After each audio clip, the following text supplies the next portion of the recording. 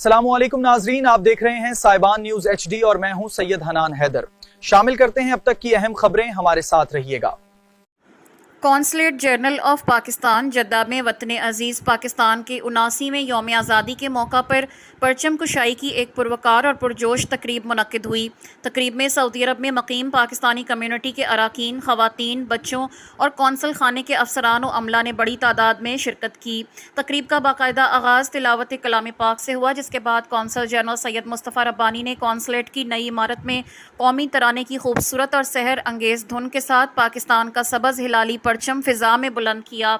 इस तारीख़ी दिन की मुनासबत से सदर मुमलिकत, वज़ीर आज़म और नायब वज़ीर आज़म, वज़ीर ख़ारजा के खुसूसी पैगामात पढ़कर सुनाए गए, जिनमें तहरीक आज़ादी के शोहदा और बानियान मिल्लत को खिराज अक़ीदत पेश किया गया और मुल्क की तरक्की और खुशहाली के लिए इत्तेहाद, ईमान और तंजीम के उसूलों पर कारबंद रहने के अज़म का आदा किया गया।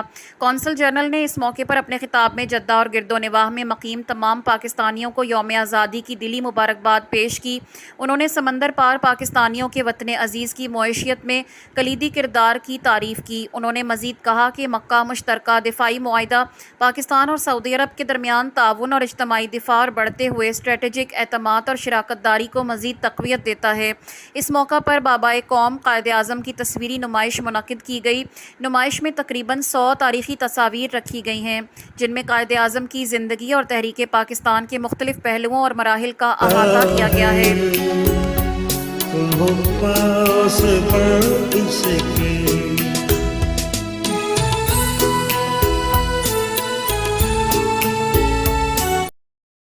मजीद खबरों और अपडेट्स के लिए देखते रहें साइबान न्यूज HD। हमारे चैनल को सब्सक्राइब करें और वीडियो को लाइक करें ताकि हर आने वाली खबर बर वक्त आप तक पहुंच सके।